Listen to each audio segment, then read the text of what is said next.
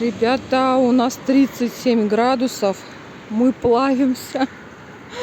Очень жарко в городе, но где-то если в тенечек под дерево, то прям вообще температура хорошо опускается. То есть там жить можно где-то в тени, но на солнце просто невыносимо, очень тяжело. Особенно в центре, где один асфальт. В общем, нужно на природу куда-то, на природу. Сейчас стоит такая жара. В общем, цветочки, не только цветочки, вообще все растения приходится поливать каждый день вечером, чтобы не обжечь их. В общем, вечером, когда уже солнца нет, но каждый день. Из-за того, что вот из-за этой соседки нехорошей, мне не хочется туда ходить каждый день среди ночи, поэтому я их поливаю где-то раз в 2 дня, и этого им недостаточно. Там у меня малина и роза. И вчера я увидела, что они стали желтеть. То есть, сгорают на солнце. В общем, без полива никак. В общем, я так думаю, что либо я их выкопаю все-таки и пересажу в горшки, пока там вся эта проблема не уляжется с этой землей. Вот. Либо я все-таки буду каждый день туда ходить, я еще не решила. Но, в общем, без полива ежедневного им плохо. Я очень довольна вот этими туями. Я так довольна, что я их купила этим летом. Они просто красотки. Ролеты я прикрываю, опять же, от яркого сильного солнца, чтобы они не погорели. И, по-моему, они себя чувствуют прекрасно.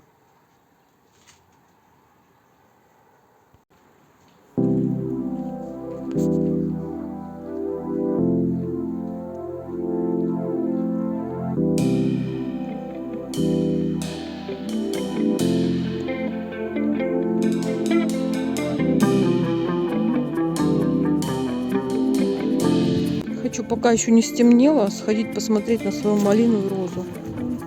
Но мне кажется, что им там совсем плохо от жары. Возьму водичку заодно полить. Ой, Тимоха, я тебя даже не заметила.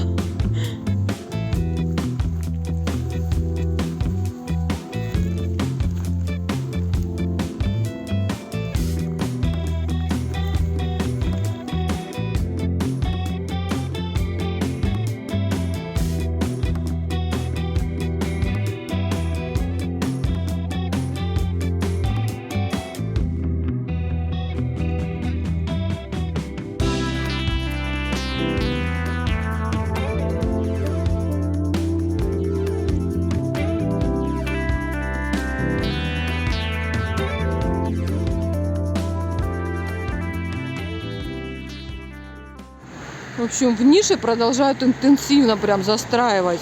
Видать, спрос есть. Вот еще идем. Вот такая здесь площадочка уже под большой дом.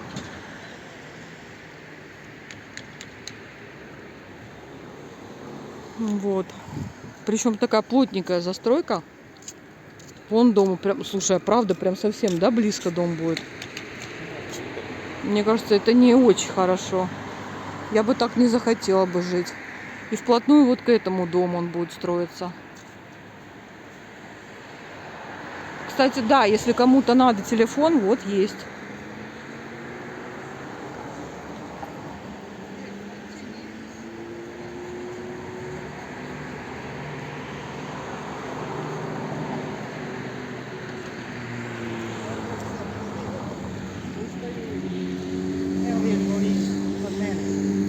Райончик здесь оживленный, это недалеко от нас.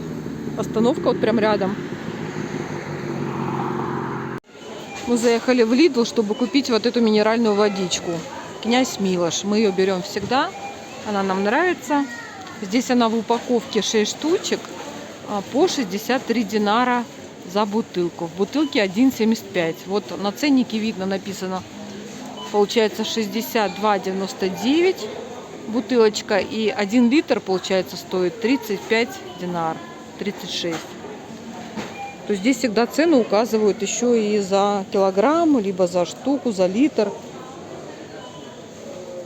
Вот, в общем, мы взяли упаковку. Мы всегда, особенно летом, в жаркий период, покупаем с запасом. Можно даже было, в принципе, 2 упаковки взять. Ну ладно, возьмем одну пока.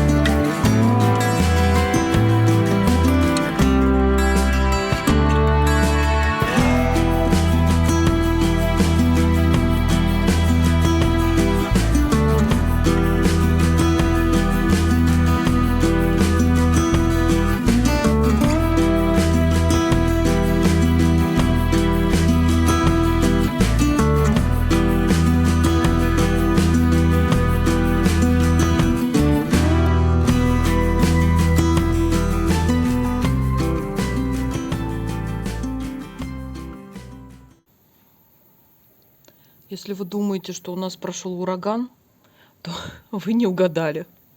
Этот ураган – это соседка вот с этого дома. Я не знаю, с какими мыслями она сегодня проснулась, но она здесь сотворила вот это. В общем, она переломала сегодня свои деревья, перепилила, переломала, в общем, ломала ветки. Сливу бедную, несчастную, переломала ей все ветки.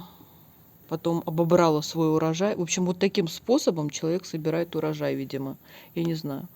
И все теперь здесь валяется, все поломанные эти ветви. И убирать она не идет. Все бросила и ушла. Ну, видимо, варенье варит, ей не до этого. В общем, мы шаг боимся ступить, чтобы полить свою малину водой.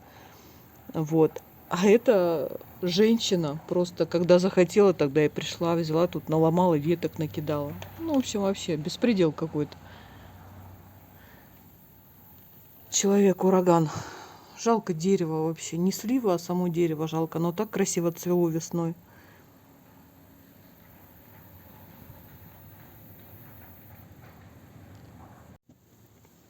Обычно ураганы принято называть женскими именами. Вот этот ураган нужно назвать именем этой женщины. Но я даже не знаю ее имени. Вообще, когда мы покупали здесь квартиру, я думала... Да ладно, там женщина повозмущалась, ну не нравится ей, что здесь дом построили. Ну я пойду что-нибудь испеку, отнесу ей, познакомлюсь с ней, и все будет нормально. Но оказалось нет, это вообще не тот случай.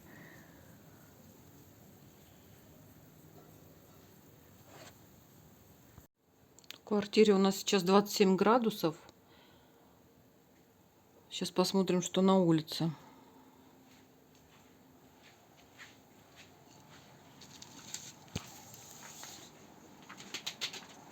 А на улице у нас 32. Ну, конечно, еще жарко, с учетом того, что сейчас уже 8 часов вечера. Но все-таки 32 лучше, чем 39. Сегодня днем было 39 градусов. И было невыносимо жарко. Сейчас, в принципе, гуляет ветерок. И уже можно выйти. В общем, мы вообще не выходили сегодня из дома. Вернее, вышли и зашли обратно, потому что я поняла, что нет, мы никуда не сможем идти, очень жарко. Вот, и сейчас уже вечер, как я уже сказала, 8 часов, и вот только сейчас мы пойдем гулять. Всем привет! Мы на канале Дубль 2, меня зовут Галина. А я Никита. Да, сегодня мы хотим поговорить на такую важную тему, как что нужно сделать первое и самое главное по приезду в Сербию за первые 24 часа. Что необходимо сделать? Вот мы с вами сейчас поделимся своим опытом. Ну, первое, что независимо от ваших целей и желаний нужно сделать, это зарегистрироваться в полиции по месту пребывания, в которое вы приехали. Да. Вам обязательно нужно в течение 24 часов прийти туда, заявиться, и в зависимости от того, где вы находитесь, либо вы сами себе делаете регистрацию, либо это вам делает тот, кто вам сдает жилье, заполнить бумагу и получить так называемый белый картон. Ну, подожди, сами себе, давай сразу объясним, что значит сами себе регистрация. Да, есть разные варианты. Если вы приезжаете в первый раз и не в свое жилье, а где-то арендуете, то вы просто заранее договариваетесь с владельцем, чтобы он с вами сходил и оформил вам белый картон. В принципе, для этого практически ничего не надо. Сербский язык тоже не обязателен при этом. Вы можете просто договориться так, как можете, и вам эту бумагу оформят. Вообще белый картон бывает как бы двух видов получается. Один это туристический, а второй это, я не знаю, как он называется, просто белый картон. В чем разница? Туристический вам могут сделать в любом отеле, где вы остановились. Вот. Он делается как-то на сайте, да, по-моему, там ничего не нужно. Онлайн, да. Да, он делается онлайн. Вы можете просто сказать, что мне нужен белый картон. И если вы даже остановились в отеле, то вам его сделают. И вам никуда не надо ездить вообще. Просто дадут бумажку и все. Но если вам нужен другой белый картон, который для оформления сделки, если вы хотите купить квартиру, то такой туристический вам не подойдет белый картон. Вам обязательно нужно будет сделать регистрацию, белый картон по конкретному адресу собственника. И этот собственник должен с вами явиться в полицию и там оформить этот белый картон. Это обязательно. Вот в чем разница между этими двумя белыми картонами. Туристически мы не делали, мы делали у собственника. Вот. Опять же, как я сказал, ничего от нас в принципе не требовалось. Мы договорились с владельцем, чтобы он нам сделал настоящий физический белый картон. И он нам любезно в этом помог, даже на машине Нет, вообще, давай так, не любезно, в том плане, что вообще-то, если вы снимаете жилье, то это обязанность собственника вам сделать белый картон, зарегистрировать вас. Поэтому, в принципе, никто практически никогда не отказывает, если вы просите. Если он вам... Например, вы пожили в одном месте, сделали там белый картон, зарегистрировались и через пару дней съехали в другую квартиру. По закону вы должны поменять белый картон, но чаще всего этого не делают. Вот, потому что, то есть вы недолгое время находитесь в том же самом городе, то есть как бы обычно не меняют регистрацию, то есть тогда вы можете и не просить собственника. Если у вас совсем нет белого картона, тогда обязательно это надо сделать. Это необходимо, потому что вас просто оштрафуют и могут сразу депортировать, потому что это нарушение закона. Обязательно белый картон должен быть сделан в первые 24 часа по прилету в Сербию. Вот.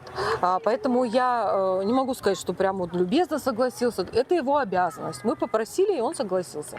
Не знаю, есть такие, кто отказывают или нет. Позже, когда мы уже купили квартиру и нам нужно было тоже зарегистрироваться, уже никакого дополнительного звена в виде владельца нет, мы сами себе владелец. Поэтому и в белом картоне мы написали сам себе. То есть вы становитесь и владельцем недвижимости, и регистрируемым в нем.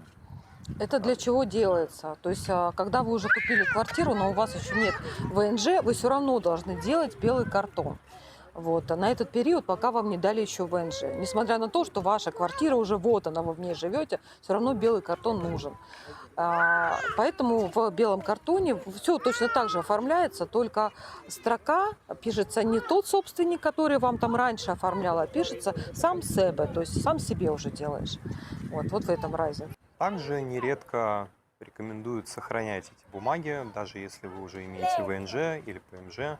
Все равно в некоторых случаях могут поинтересоваться, а были ли вы официально зарегистрированы на тот момент, и запросить таки этот белый картон.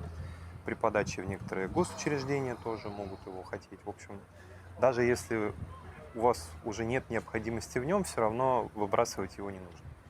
Я бы еще добавила, что вообще в Сербию нужно завести такую привычку, вообще ничего не Да, выбрасывать из вообще бумаг. ничего не выбрасывайте, Да, заведите действительно. себе коробочку и туда складывайте все, все, все.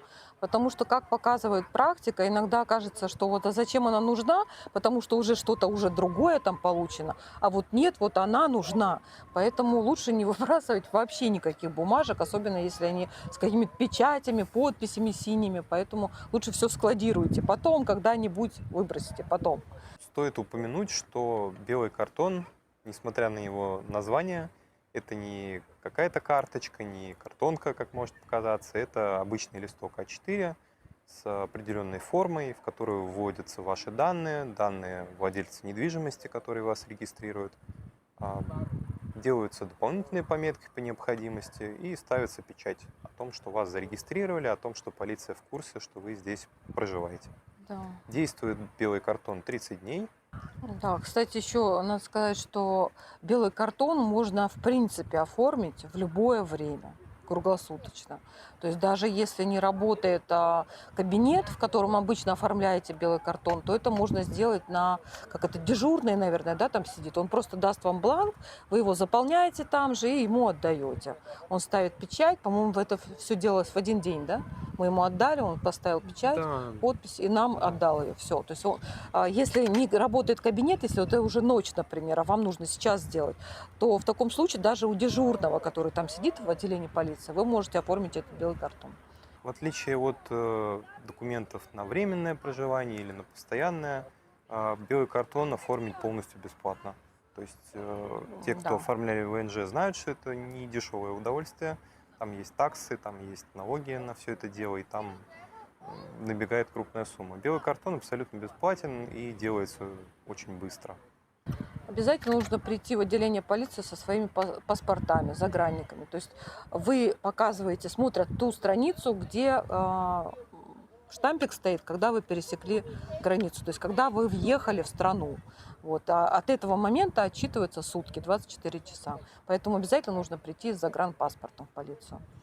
Дальше, если вы оформили себя легально, если вы теперь вольны здесь находиться, надо решать вопрос со связью, потому что вся информация дополнительная, все бронирования, любые договоренности, они в основном происходят по интернету, через Viber, через Booking и так далее. Это сим-карты.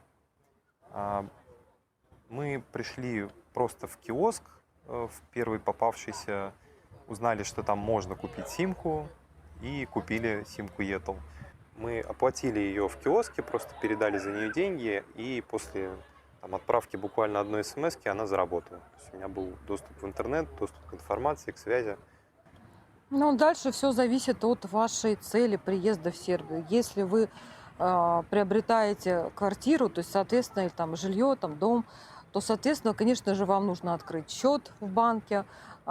Если вы открываете счет в банке, то вам нужно там предоставить обязательно номер телефона. То есть это вот взаимосвязано уже идет. И потом, если вы поменяете, у вас уже будет какой-то другой номер, то не забудьте его поменять, потому что я помню, что у нас какая-то проблема возникла, да, в этом плане.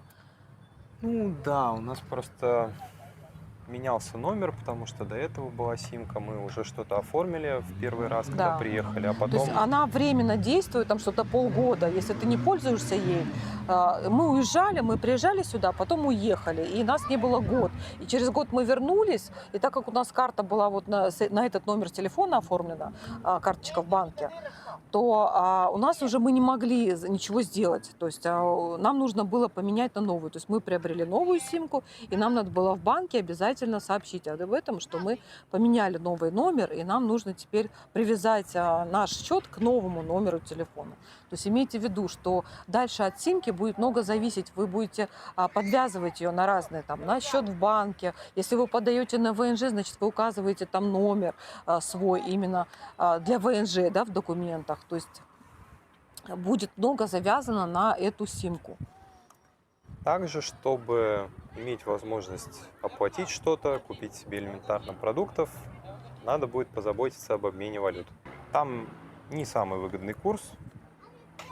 Не В аэропорту? катастрофа, да. Да, в аэропорту невыгодный курс. Каждой менячнице будет свой курс. То есть вам надо приглядеть. Вот мы, например, знаем одну менячницу в нише, которая всегда ниже курса, чем где-либо. И мы всегда идем туда.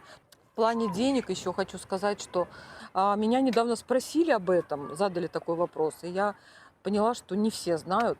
В Сербию не нужно везти рубли. Вы их тут не сможете продать. Либо, я не знаю, может быть, все-таки возможно их продать, но это будет очень невыгодный курс. Я не видела ни в одной менячнице, чтобы покупали рубли. Возможно, есть все-таки где-то, может быть, я не знаю, но курс будет очень невыгодный. И вы сможете обменять рубли только небольшую сумму, например, в местной группе. Как это вот, например, у нас русскоговорящий ниш называется. То есть там люди иногда предлагают, когда им нужно там обменять какую-то небольшую сумму на рубли, вот, или рубли, наоборот, на динары, остаются, например, по приезду из России, осталась какая-то сумма. Им они сейчас не нужны, они хотят их обменять. Вот, или наоборот. То есть небольшую сумму вы сможете там обменять, но, скорее всего, по не особо выгодному курсу и большую сумму, вот, например, чтобы приобрести жилье, конечно же, нет. Сюда нужно везти только либо евро, либо доллары. Рубли не везите.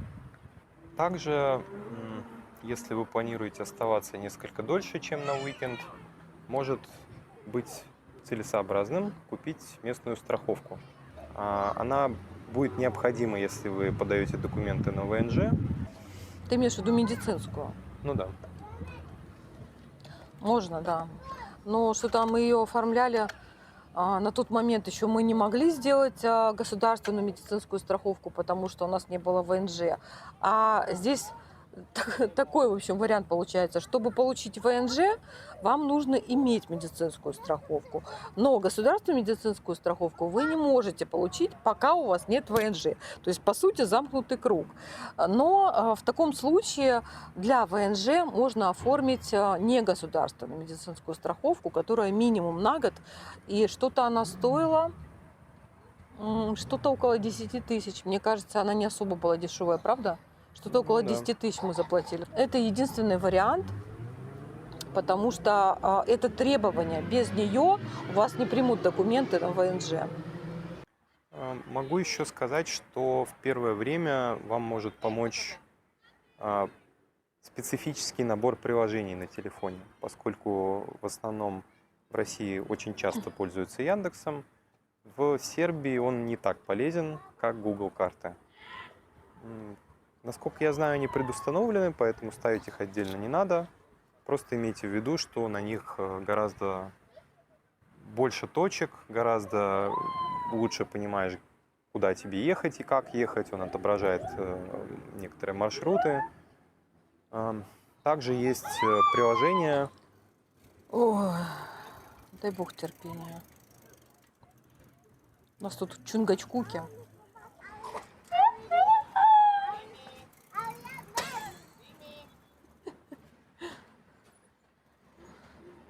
Не, он нам не даст.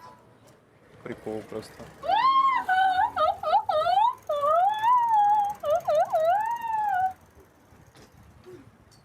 Еще есть приложение Movit.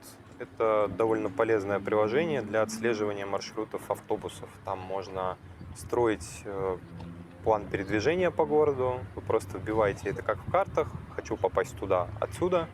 И можете посмотреть, чем именно вы можете туда добраться. У Гугла как-то не очень с этим дело. Он, по-моему, даже не показывает эти автобусы. Ну, во всяком случае, в нише. А в приложении можно посмотреть. Ну, неплохо бы всегда быть начеку, и особенно если у вас своя недвижимость, иметь номера экстренных служб, потому что они не универсальные по миру, у каждой страны они свои. И в Сербии, так же как и в России, есть номер пожарных, номер скорой, номер полиции. Не забывайте подписываться на наш канал. Ставьте лайки. Да, ставьте лайки и обязательно не просто смотрите, а подписывайтесь, пожалуйста, потому что это дает возможность развивать наш канал дальше. Без этого никак. Это основное требование YouTube. Кроме того, новые ролики будут автоматически попадать вам в ленту, что очень удобно. Да, и еще хочу сказать, что Никита сейчас занимается развитием своего собственного YouTube-канала. Я оставлю ссылочку на его ролики, так как он биомед-инженер, то у него будут ролики не так, как я веду о жизни в Сербии, цветочки там и так далее, птички, а у него ролики будут именно близки к этой теме, к его профессии. Но это не будет скучно, это будет информация о медтехнике, о медицине, о здоровье, но в таком достаточно широком ключе, от исторических каких-то фактов до современных. Я думаю, вам будет интересно. Маленькие ролики, шортсы я буду оставлять на своем канале, но в описании на его полноценные ролики будет ссылочка, и вы сможете перейти, подписаться на его канал и посмотреть его ролики. Но, как я уже сказала, пока это начало. В ближайшее время вы сможете увидеть первый ролик.